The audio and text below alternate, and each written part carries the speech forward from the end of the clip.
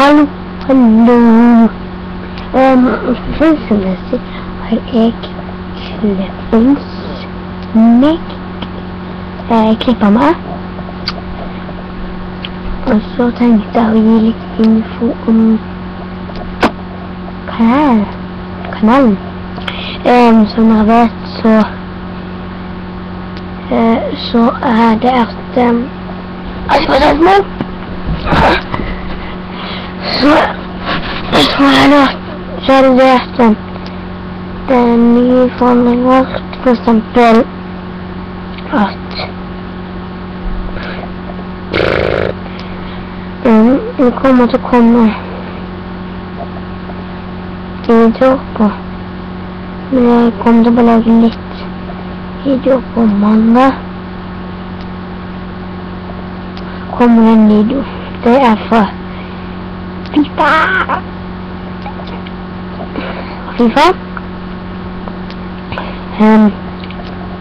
Og man kommer til å få PES 2, og så kommer det video fra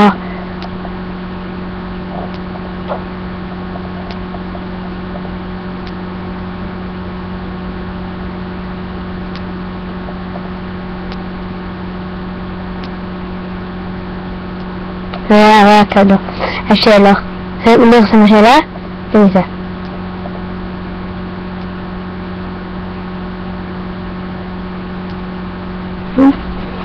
Kanskje jeg føler navnet. Ja, så kom...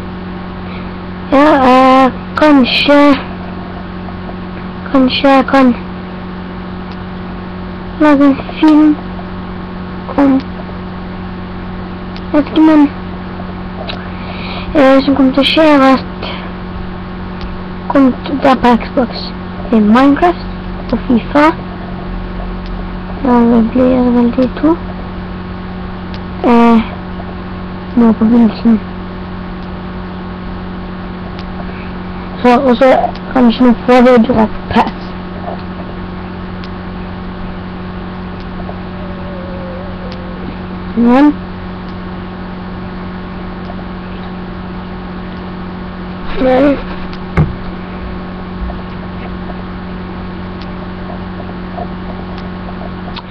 Ja, men som jeg sa, jeg kommer til musa. Som jeg sa, ikke der kom det, så jeg kom til et nytt spill, PES, Minecraft. Jeg har sagt om Minecraft, og da tror jeg bare sier dette.